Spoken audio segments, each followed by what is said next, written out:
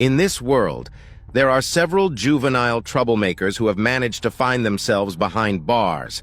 That's right. These young people you're about to meet have traded their toys, crayons, and high school drama for a set of handcuffs and a not-so-adorable orange jumpsuit. Why and how did they end up in prison? Let's find out. Here are the top 10 kids who are currently rotting in jail.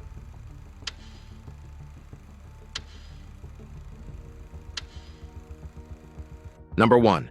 Roxana Sikorsky.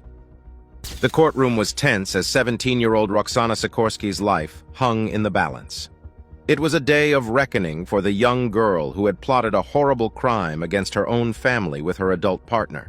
The circumstances that led up to this point began in October 2014, when Roxana was only 15 years old. She woke up in the middle of the night with a terrifying idea. She had attempted to take the life of her younger brother because she was consumed by a sick desire to destroy her parents and siblings. Fortunately, her plot was foiled, and her family survived the experience. Lorene Sikorsky, Roxana's mother, summoned the fortitude to address the court before the judge began reading the punishment. She made an impassioned appeal for compassion on behalf of her adoptive daughter, overwhelmed by conflicting feelings. "She's in desperate need of continued psychological help," Lorene pleaded. "Sentencing her as an adult and subjecting her to the harsh realities of incarceration would only shatter her fragile world. Is this fair?" Jeffrey, Roxana's adoptive father, also voiced his displeasure with how the trial had played out. Knowing his daughter's frailty, he was concerned about her safety in an adult jail. "She's young, she's vulnerable," he said emphatically, portraying an image of a frail little girl entangled in a web of darkness. The courtroom was left to deal with the case's intricacies. Roxana's traumatic upbringing was uncovered when it was found that she had suffered as a youngster. She was diagnosed with reactive attachment disorder as a result of her trauma, a mental disease that affects the capacity to build emotional ties with main carers. This revelation brought another depth of comprehension to the horrific events that occurred. Roxana expressed real guilt in court, apologizing to her parents for not being the daughter they had hoped for.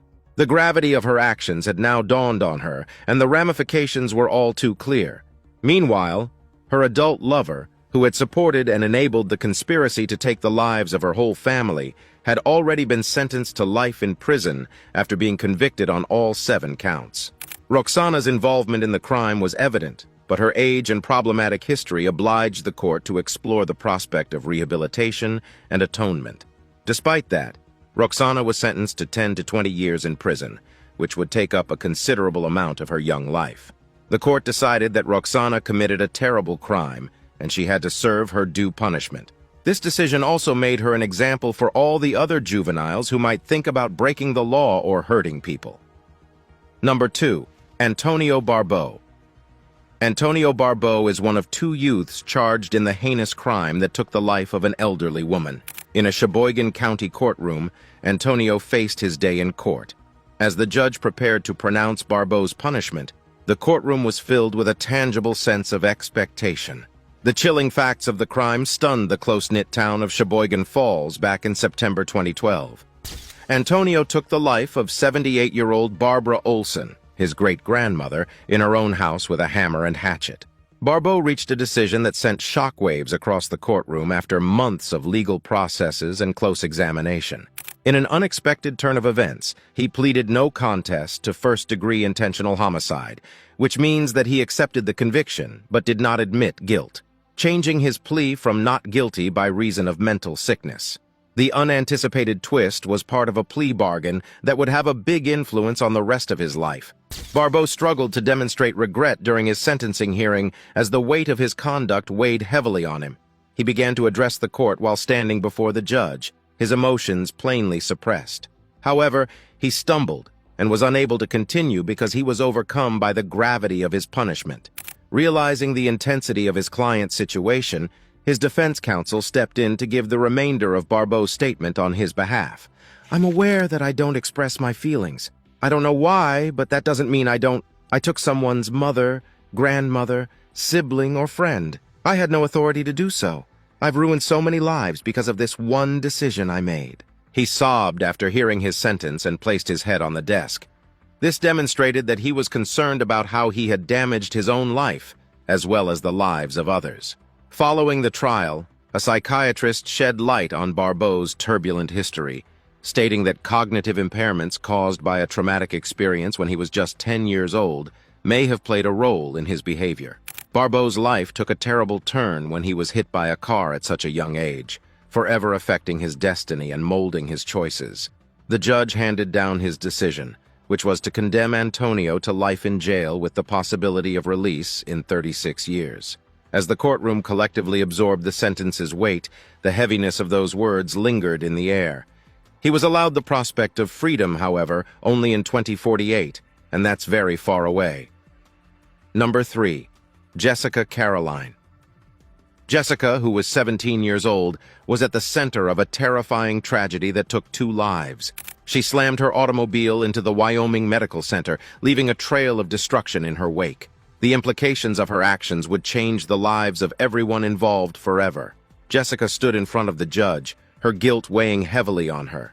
She pleaded guilty to 2 charges with a sorrowful heart, admitting the irreparable loss inflicted by her irresponsible conduct. As the severity of the situation lingered in the air, the courtroom was filled with a solemn mood. The circumstances leading up to the tragedy occurred on what appeared to be an average day. Jessica was driving eastbound on 2nd Street, close to the Wyoming Medical Center. However, catastrophe struck when the car drove off the road, striking a sign in front of the hospital before slamming the car into the structure itself. The result was disastrous. 2 lives were tragically lost as a result of the crash. Brandon Avery and Amanda Strickland, both 27 years old, passed away as a result of their injuries in the collision. Jessica's actions had terrible ramifications throughout the community, leaving a great sense of sadness and loss in their aftermath. An unexpected revelation was made during the investigation of the event. Authorities discovered an air duster can inside the car, leading them to assume Jessica was under the influence at the time of the incident. Jessica admitted to consuming the chemical, which caused drunkenness during an interview with authorities. The presence of this hazardous inhalant exacerbated the tragedy by demonstrating the role it played in compromising her judgment and motor abilities. It was also discovered that the automobile was traveling at an alarming speed of 76 miles per hour at the time of the crash. This irresponsibility further exacerbated the seriousness of the situation, as the high speed raised the likelihood of a disastrous conclusion. To make matters worse, neither Jessica nor the victims were wearing seatbelts, worsening the injuries inflicted in the incident. The courtroom was filled with mixed emotions as the judge read the punishment. Jessica's destiny was decided when she was sentenced to 12 to 16 years in jail. Jessica's face was marked with sorrow as she addressed the court, overwhelmed with regret. The trial served as a sharp reminder of the disastrous repercussions of rash judgments. Lives were lost, families were devastated, and a community was left to deal with the fallout. Number 4. Bever Brothers. The Bever family was pushed into the national limelight in 2015 in Broken Arrow, Oklahoma, when a horrible act of violence took the lives of 5 family members. In the middle of the darkness, 2 young survivors emerged from the ruins, bringing to light their harrowing story. When officials discovered the remains of 5 members of the Bever family, an unfathomable tragedy began. An infant girl and a young girl were discovered alive and clinging to life despite the bleak sight. These courageous survivors played a critical role in bringing justice to their families and shedding light on the heinous atrocities that had occurred. In an unexpected turn of events, the elder girl gave a terrible statement, naming her own brothers, Robert and Michael, as the perpetrators. Robert, who was 18 at the time, and Michael, who was 16, were later arrested and charged with the atrocities committed against their family. The entire population was stunned and horrified, unable to grasp how such a catastrophe could occur. During the trial, Robert's evidence revealed a sinister purpose. He admitted to having a diabolical ambition to become a legendary serial criminal. This revelation sent shockwaves throughout the courtroom, leaving all in attendance dealing with the darkness that had seized Robert's psyche. He pleaded guilty to the allegations against him in 2017 and was sentenced to life in prison without the chance of release. The gravity of his acts, as well as the irreparable harm he had inflicted, were eventually met with appropriate retribution. Similarly, Michael supplied frightening testimony that bolstered the case against him. He was convicted by a jury of his peers and sentenced to 5 consecutive life sentences. As the courtroom went silent, the enormity of his actions became clear. Michael's first smile, contrasting with the subsequent wiping of his eyes, perplexed witnesses who tried to comprehend the emotions hidden beneath. The Bever brothers maintained an unpleasant demeanor throughout the trial, demonstrating a disturbing lack of remorse for their conduct. Their emotional distance only added to the court's confusion and attempted to understand the motivations behind the inconceivable actions perpetrated against their own family. The courtroom became a platform for revealing the worst aspects of human nature, questioning the fabric of society's conventions and exposing the depths of human depravity. The Beaver family's tale would live on in the collective memory of Broken Arrow as a somber reminder of the frailty of familial relationships and the deadly force of unbridled evil. Number 5.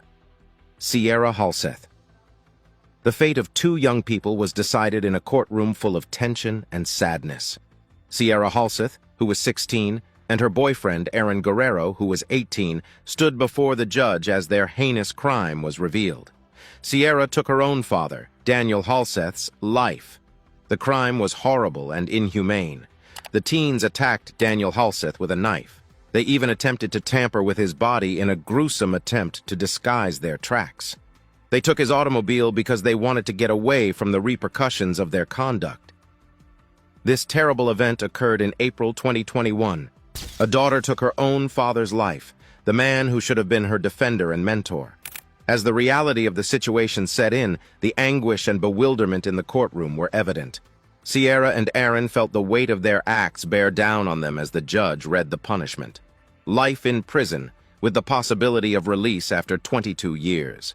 The enormity of their crime, the harm they had inflicted, and the shattered lives they had left behind required the most severe sentence the law could levy. Sierra and Aaron were found guilty by District Judge Kiara Jones after both confessed to the crime. The maximum sentence of life in prison was imposed, with the chance of parole after 22 years. As the punishment was read out, the courtroom held its breath, each syllable ringing with the gravity of their acts. Sierra seemed disinterested, her demeanor indicating she didn't care. Aaron, on the other hand, appeared to be breaking down under the weight of his guilt. What had pushed Sierra to such a level of detachment stayed in the thoughts of those there. How can one discover the ability to commit evil within their own blood? The media frenzy surrounding the case had reached a fever pitch outside the courthouse. YouTube channels investigated the crime's specifics, providing their own interpretation and opinion. The narrative caught the public's attention with its stunning twists and unfathomable depths. But amid the media circus, it was critical not to lose sight of the great sadness at the heart of the situation. A family was devastated. A father's life was senselessly stolen, and a community was left reeling from the effects. The focus should stay on Daniel Halseth's memory and the long road to healing that awaits those touched. Sierra and Aaron were taken to begin serving their sentence in prison as the courthouse doors closed. The weight of their actions would follow them, reminding them of the irreparable damage they had inflicted. If atonement could ever be discovered, it would be a long and painful journey. Number 6. Philip Chisholm. Philip Chisholm, when he was only 14 years old, horrified the nation with his horrible deeds, which would permanently change the lives of all involved. Colleen Ritzer, who was the victim, was not just a math teacher, but also a role model at Danvers High School. She had no idea that her own pupil would be the one to blame for taking her life. The weight of Chisholm's savage and senseless crimes echoed through the courtroom as Salem Superior Court Judge David Lowy delivered the punishment. Colleen Ritzer's life of quiet heroism was recognized by Judge Lowy, who emphasized that the waves of this tragedy will never stop smashing on the coasts of those who are involved. The gravity of Chisholm's crimes required a firm and unwavering response from the legal system. Chisholm's defense counsel attempted to construct a mental illness narrative, aiming to explain the unexplainable crime. However, the jury flatly rejected this claim, holding him completely accountable for his acts. The court proceedings subsequently resulted in Chisholm receiving a life sentence with the chance of release after 25 years. In addition, he was sentenced to 40 years in prison for the cruelty and robbery counts he faced. Chisholm's mother, Diane, cried silently in the midst of the traumatic courtroom scenario, struggling with the realization of her son's conduct. Overwhelmed by sadness and guilt, she used the occasion to express her most profound apologies to the Ritzer family, admitting the irreparable pain inflicted by her son's irrational decisions. Her grief filled the air, emphasizing the devastation caused by Chisholm's acts on both families concerned. Throughout the trial, Chisholm maintained a stoic demeanor in front of the court. His visage resembled that of a poker player suppressing his emotions. The lack of sorrow or empathy sent shockwaves through the courtroom, leaving many in attendance perplexed and looking for explanations. How could a little child who appeared emotionless perform such a heinous deed without flinching? The case of Philip Chisholm is a chilling reminder of the evil that lurks inside even the most naive people. The terrifying nature of his actions and his lack of remorse cast a shadow over the courtroom, raising concerns about the intricacies of the human brain and the possibility of evil manifesting at any age. The courtroom became silent as the gavel dropped, sealing Chisholm's destiny, the weight of the tragedy lingering in the air. Number 7. James Fairweather. James Fairweather is a deranged youth with a strange fixation on becoming a famed serial criminal.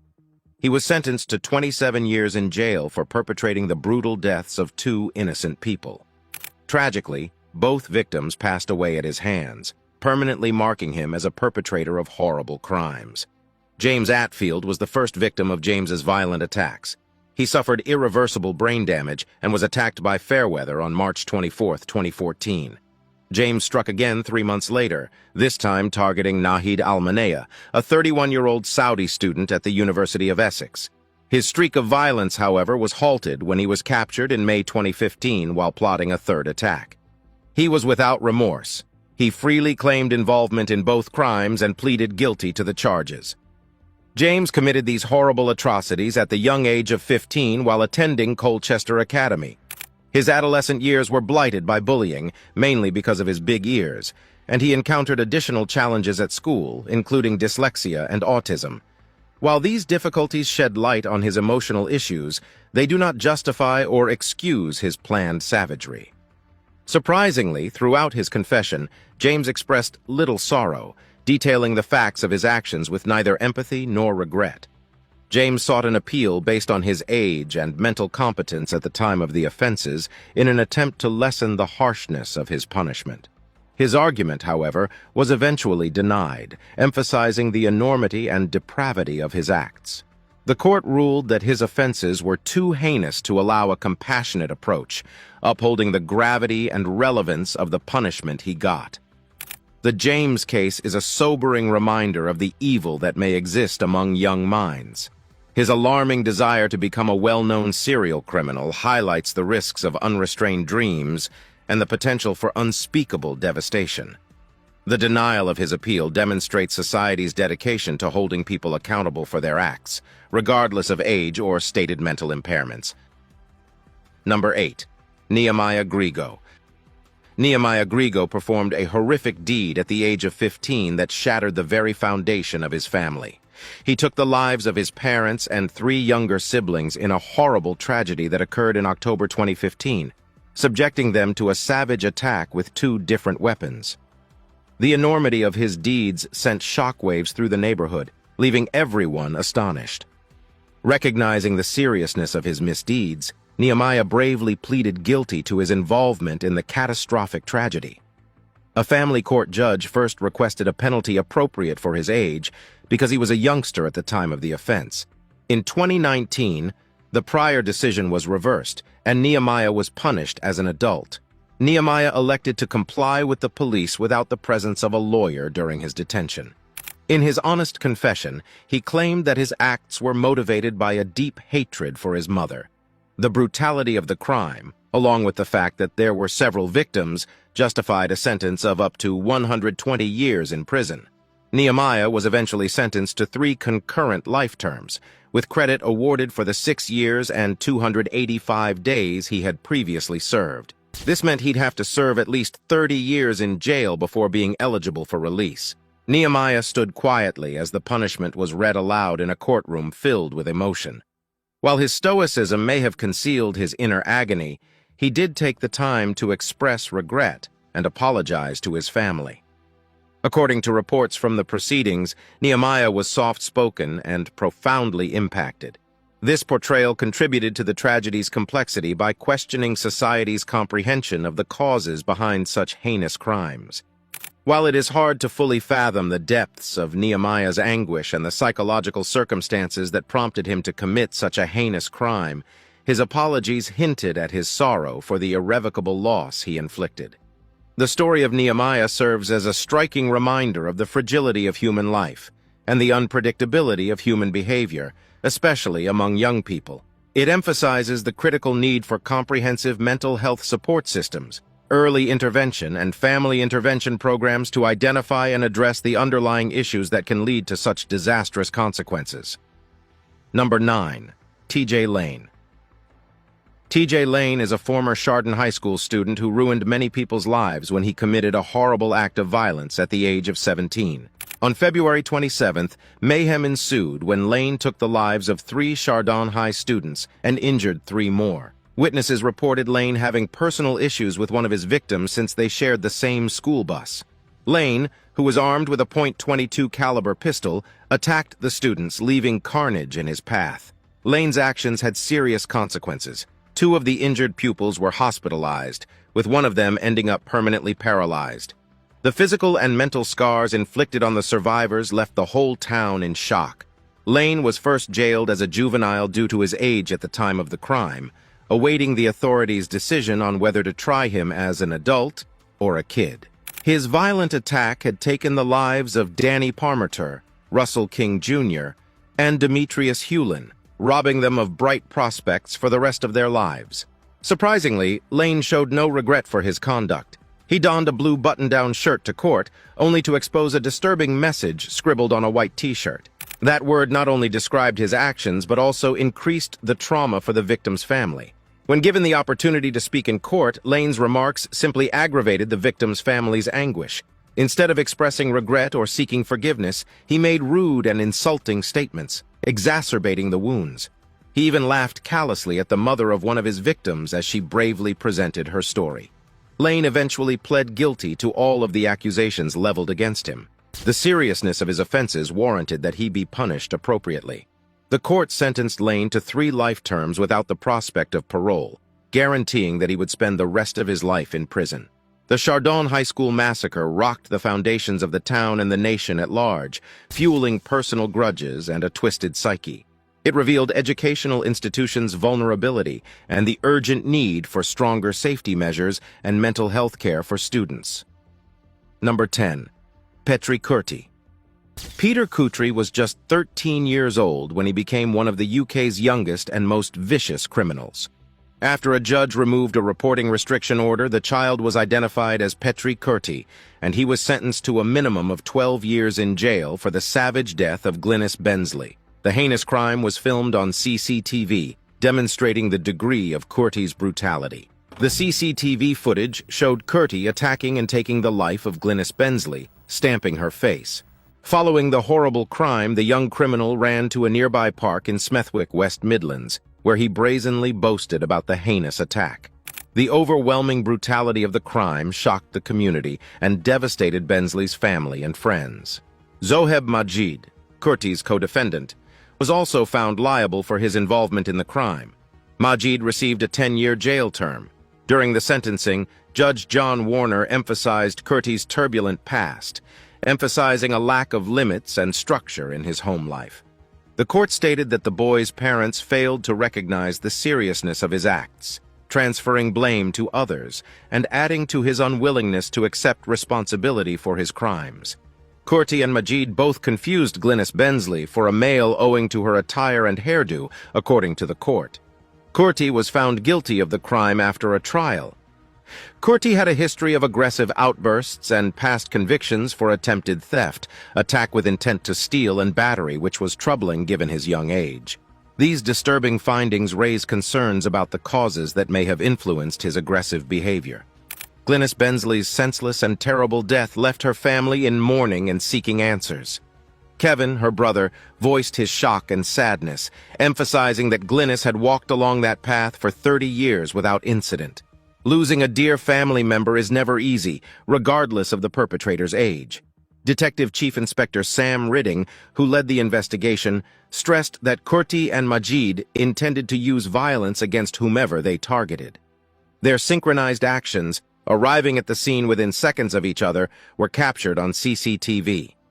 Tragically, Glynis Bensley was an unwitting victim, picked at random by the couple who mistook her for a male wearing a gold bracelet.